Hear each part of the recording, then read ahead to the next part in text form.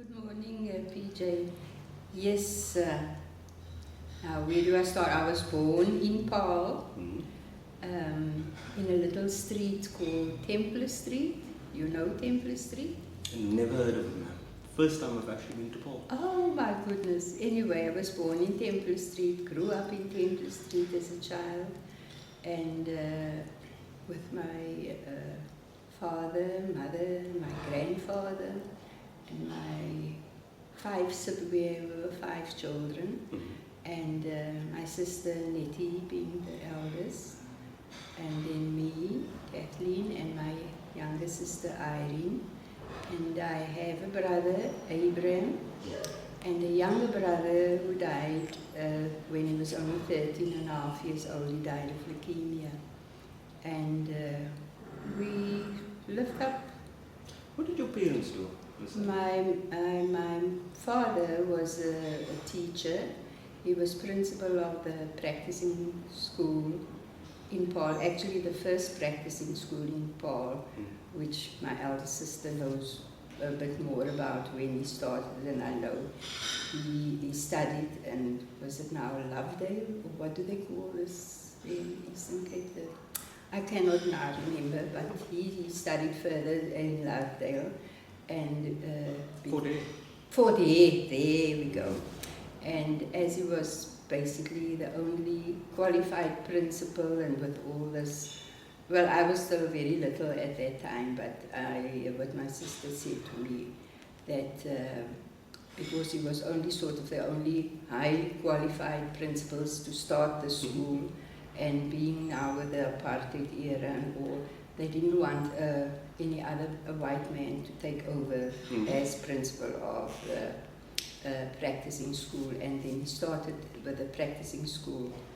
Anyway, and my mother was a very good dressmaker. She used to do all the sewing for the families and friends, wedding dresses and everything and so on.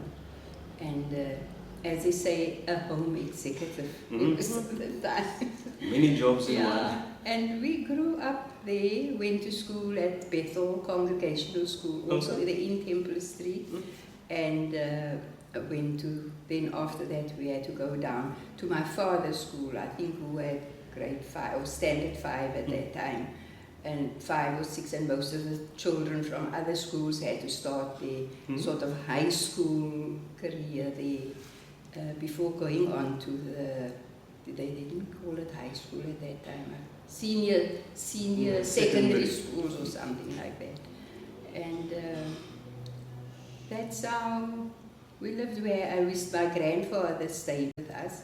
They used to call him Umi Abram. We had a big garden, and he used to tend the garden, and with lots of fruit trees, and we grew our own veggies and things like that. And each of us as children had a patch of ground that he gave us, that we had to cultivate ourselves. Plant whatever we felt like planting, but it had to be vegetables and so on. And he used to come and check up on us and see what we did that was right and so on. And we had lots of, we grew up, what did I say, having lots of animals around us. We had 2 cages of birds, canaries and budgies. We had tortoise, we had chickens, we had dogs, we had cats. Sounds like Noah's Ark. So that is our family context. That's why today we still love animals. Close to nature. Yeah, close to nature. And lots of fruit trees, and to think how much we've got to pay for grapes or for figs or for pomegranates. And when it will basically grow in and it yard. was right there for us, just for the taking. Okay. So, Auntie Kathleen, I see your family places quite a high premium on education. Yeah. Could you speak more about that? Where does this drive come from to educate oneself? My father. My father was the one who he was always the one telling everybody, you must have your children educated, you must educate yourself. And we had a friend who actually sort of grew up in our home. She just lived down the road from us. Catherine Towen, who a very good friend of ours. Actually, we took her on as a sister, as an elder sister, because she was older. She was actually living with in our home before my elder sister was born. Okay. So Sort of like an adopted sister. yes, Mum used to call her my foster daughter, but foster daughter. But she was the one with all the knowledge. That is why we always, whoever in the when was it the last time we spoke with Highbury, and she said we must get our books out and so on. And we always used to say, now where is Keita now? Because she knew our family in and out, you know. And she used to know all the history of everything. And now that we are asked to say anything or so, we always say, oh, where is she now? She's watching over us. I hope she's whispering in my ear. Pretty sure she is. Pretty sure she is. But she was really a true sister for us all. But she passed away a couple of years back. And we miss her, really do miss her. But she was the one who knew most of our history. And in any case, but my daddy always used to, and he used to help her through her schooling years as well. And but he always used to insist that children must be educated and they must use their proper names. Okay. You know, people used to come and then they used to give the child's nickname. Yeah. And the child who didn't even know what his real name is. Because as a kid, who gets to see your birth certificate? Yeah, and he always insists. That's why we as children, even my own children, when it comes to their names, they will state their names as it is, or like I have one son, Mark, who is M-A-R-C, and he will never take letters with the name Mark with a K. And if somebody asks him what's his name, he'll always say, I'm Mark with a C.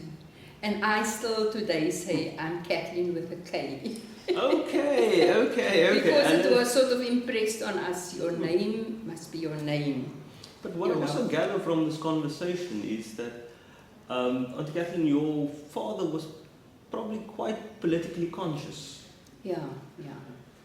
Any of your family active in politics? No activists, no organizers, no... No, as a child I remember, oh goodness, nobody, my one son, yes he was, but in school, he was one of those who used to stand on school stages and, you know, at that time, in the school boycott. It was 76? Yeah. And then one day too, I was working and came from work, and then here I was riding behind the police van and I just saw his face.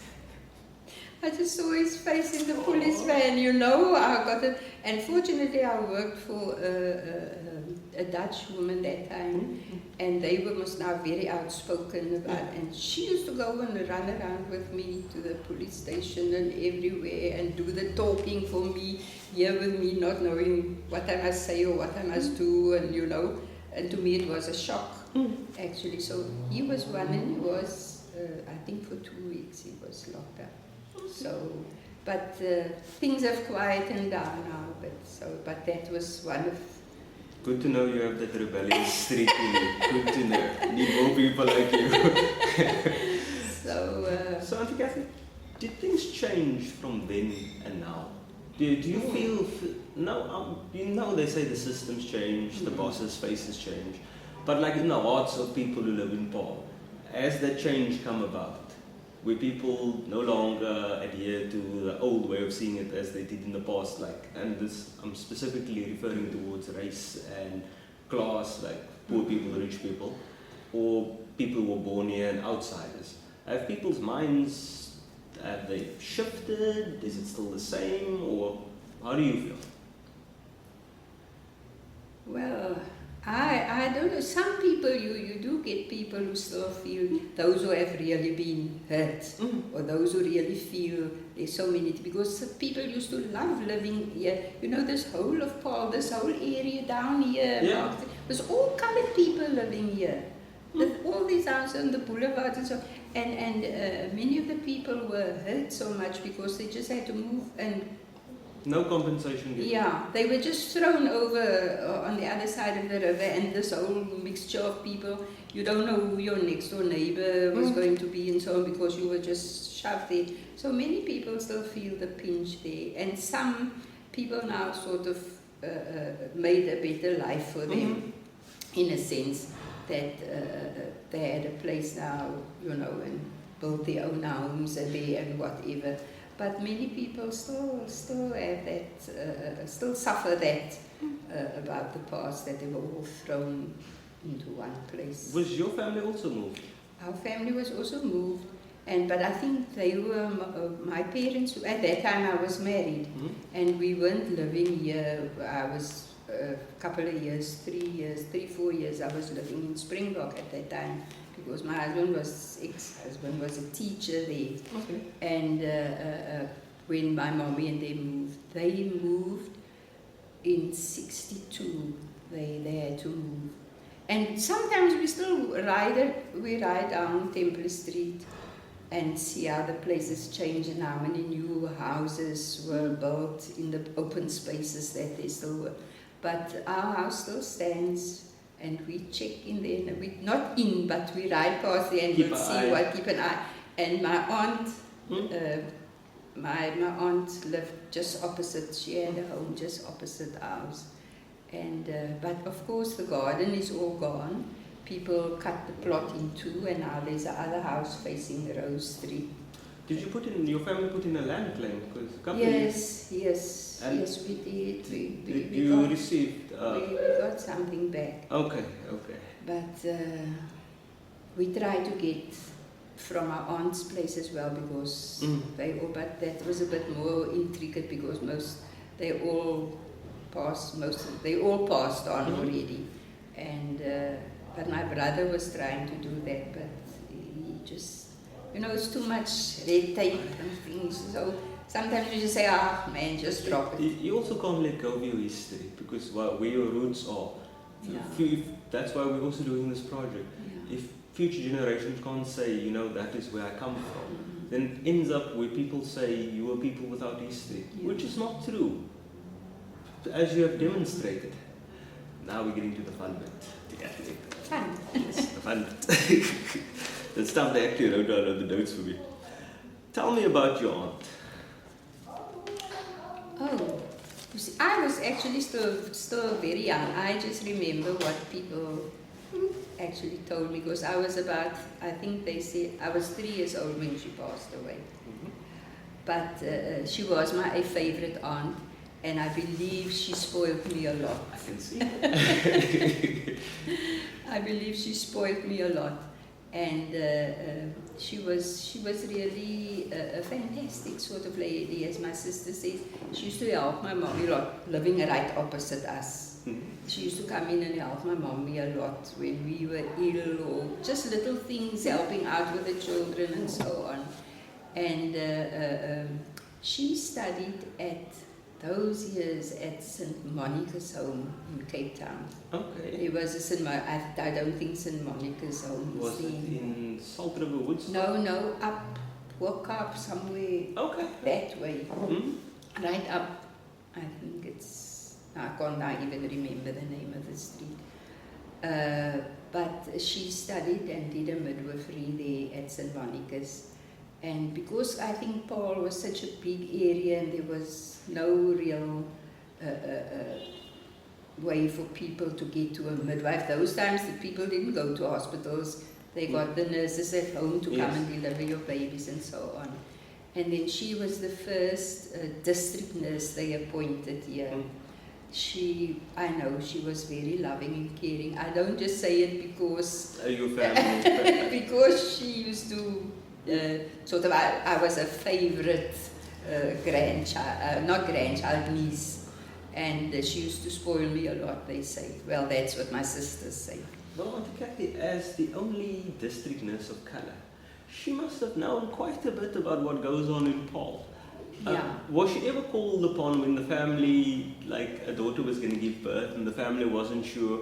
Was the child going to be white or colored, or was she ever called in such cases? Because I would assume that a lot of the white families, rather than call a white doctor, if you want to keep something under wraps, you'd rather call someone whose word you could argue against and they believe you rather than them.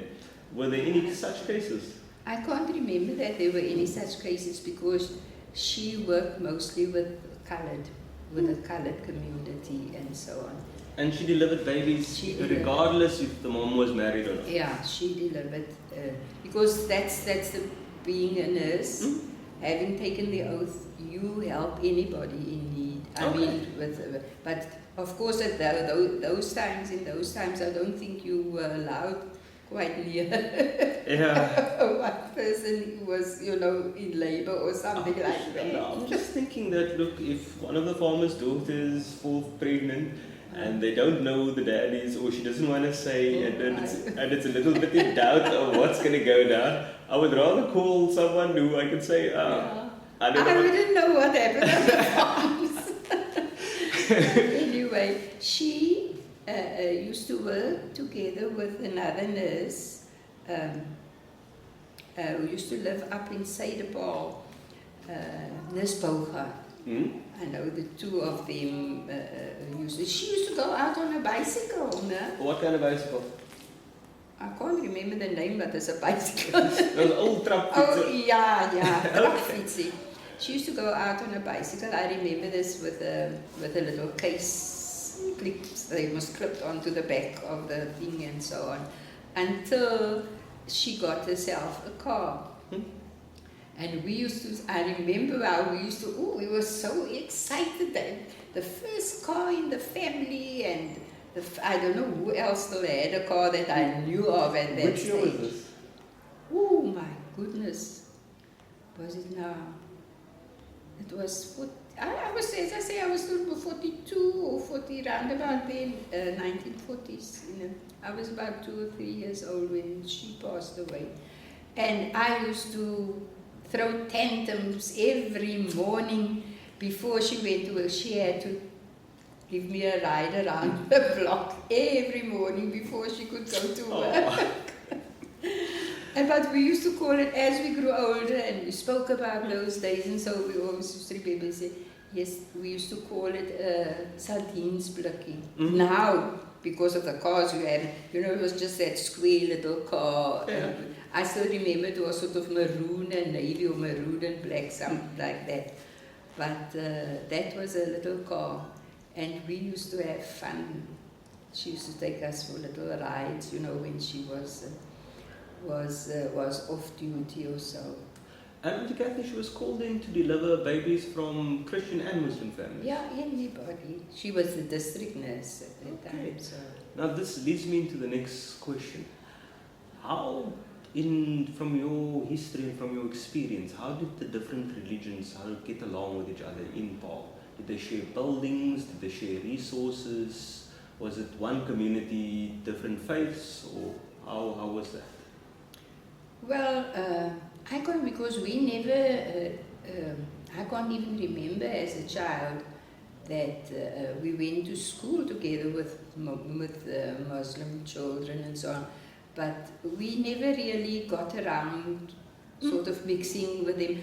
We, as Templar Street, I always say, one friend of mine used to say, we always used to sing that song when we were teenagers, and everybody started going on the little street where old friends meet. I don't know if you remember that song. It's just a little street where old friends meet.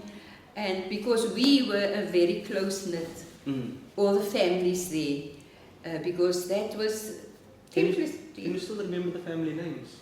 Yes. We still, some of us still friends and get to see one another now and again. Some have passed on and so on. But that was a street with the most principals in the one street. I think there were 6 or 7 principals living in that street. And everybody knew one another, and we just mostly kept with our own, with their friends, with our own friends in that. We seldom used to go and play elsewhere, because there were many being young children and all young people, Of I a mean, certain with the age. same, Yeah. age of children living there. So there was us, and there, of course, of my aunt. My aunts were not married at all, so they didn't have any children. But there was the Jameses. My friend just passed away. We were close friends with them, with their children. But my closest friend just passed away. I think it's 2 or 3 years ago. And then, of course, the Petersons, music people. Arthur Peterson was the principal of Bethel School, where I started. And, of course, you know the Frank Peterson Music Center, that was his son. But his children are now with the Frank Peterson. Then there was Varis, who used to make, she was now our chief cake baker in the road. Confectioner. Yeah, she used to make the most beautiful cakes and things. And of course, there was Mr. Khan, Muslim. He was principal of the Muslim Madrasa. the Muslim school. Here near down here, where's the municipal offices? Here, the municipality now, just on the other opposite, behind there is a mosque. Oh, okay. Now, just behind the mosque, there's here by the sports field. That was a Muslim school, and he was principal there at that school. And then a few other principals now that. But we were a happy street. We knew everybody, and we loved everybody, and we were in and out everybody's homes. And that is why we didn't find the need to sort of go and look for friends elsewhere. So you were very close-knit group. We were very close. Yeah. Would you say that's a Paarl thing, or is it your family thing? No, I wouldn't say it's a Paarl thing, but Templar Street to me was a very special street. Everybody congregated there. I still have connections with a friend, Rudolph Williams, who also grew up there. We're still great friends. He lives in Kraaifontein now. But, you never seem to sort of just fade away with them. Now and again, you will always contact them, or something happens that you see them elsewhere at a concert or something like that. But we stick together. Good. So, Auntie Kathy, are there any of the traditions or practices that people used in yesteryear that they still observe here in Paarl, or even ones that they don't no longer use that you still remember?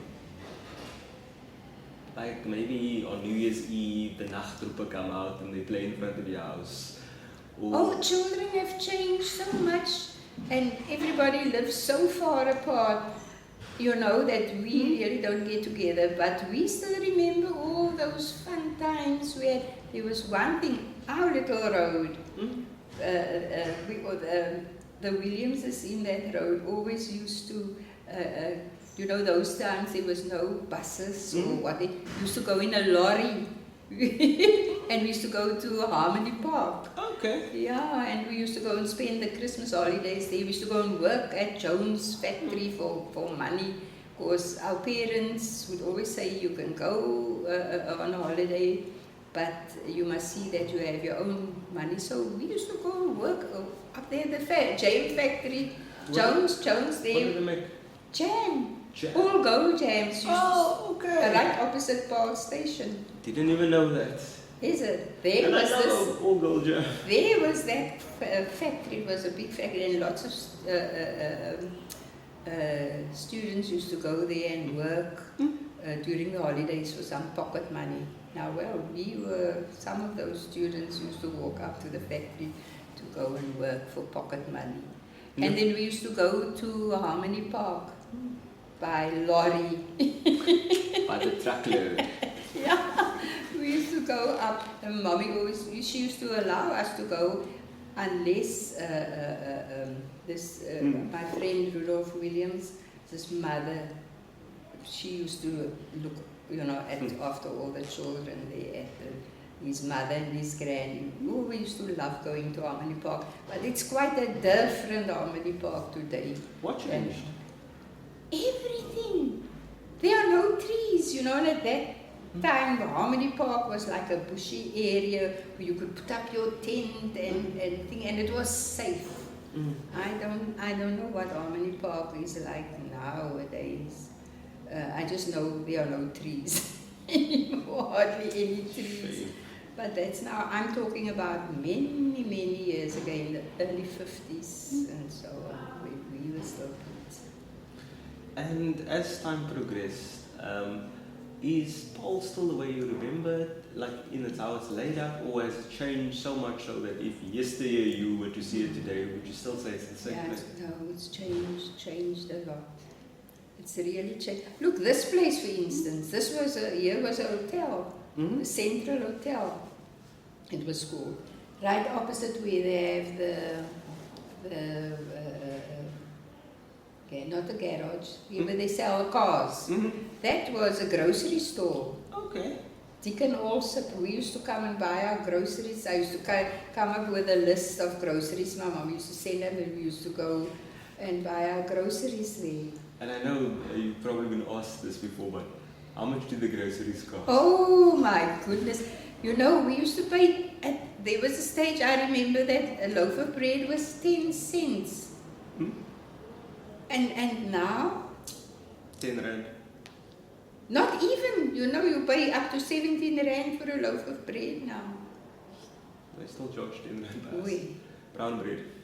Yeah, that's most probably at Checkers or where you still get a loaf of bread. Oh! But, oh my goodness, everything is getting so...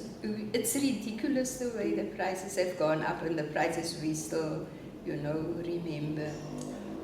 So, Auntie Kathy, lastly, if there's any tradition from your childhood that you could bring back, what would it be? Oh, just to be a child and get this thing away from the kids, sitting in front of the TV and sleeping. And playing, giving their fingers exercise instead of exercising themselves. Okay. They sit at home a whole day, you know, with their phones and their iPods and their tablets and whatever you call it. They don't know how to be children. Honestly, children don't know how to be children. So you would suggest more physical activity that engages the youth in constructive activities. Yeah, for sure. And then but then, you know, it's the safety of your children you also think of nowadays. People are so scared even to let their children play in their own front yards because they're there 1 minute and the next minute they're gone. So So I think you mentioned this earlier. Safety and security is a big thing that is deteriorated and that should be fixed. Yeah, I mean, we could go out at night and walk. We had to walk wherever we were going to go. Nowadays, parents take their children to a place and they must know with who they are and why they're there, and then pick them up again and so on. Whereas we could walk late at night, and you know, we felt safe. Everyone knows everyone else. Yeah. You can't really do something. Someone's going to come to your house and ask you why you did it. Yeah. I hear you. Sorry to interrupt you there, Auntie Kathy.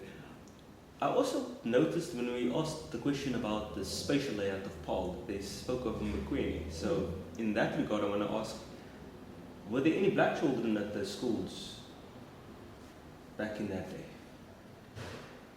What was it, 1940s, 1950s? Oh, now you're asking me something. Because I would like to know, when did black people start moving to Paarl? Because it sounded like Paarl was mostly coloured and white. Yes, because I think Mokweni was more, I can't even remember if it was always with Paarl or more to Wellington, you know, more incorporated with Wellington. I can't even remember that. The only time that I started really going to or visiting was in Mokweni, not visiting as such, but was when we had our church built. There was a church building in Mokweni, and there were times that we went there, that I went there as well, only when it was now special services or so on. But I can't remember, I really can't remember. And the relationship between the black and the colored community, Paul? Yeah, to me, it's quite good. I mean, I know a few black friends, but then, of course, they mostly church friends and so on. And then, of course, we have African priests here with us at the moment. But, I mean, I don't find anything funny or that we don't get on together. Okay. And I was just going to say also in connection with my aunt, I mean, as I told you, she's now that is the one road, Annie Benjamin Street, is named after, it's one of the roads up Huguenot Way. Okay. That they named after. Your aunt. And then too, I went and I did nursing, but never got to work as a nurse. Got married, right? Yeah. Okay. Mommy's a full-time job also. Yeah, so I had to look after children. Auntie I did my nursing for my children. Most qualified mommy ever. Auntie Kathy? Thank you very, very That much. would be of some service. Because there's one thing one must never forget, where you've come from. And the place where you were born. It's always a place, you know, I mean, you remember all those times as a child and, you know, your parents and all those close to you. And but life is definitely very different nowadays than what it was when I was a child. Well, let us not forget God. Always remember Yes, He's been a big issue in my family, and still, you cannot do anything without God. You're nothing. You've got to be with Him. He's got to be in your life always. Amen, Auntie Kathy. Amen.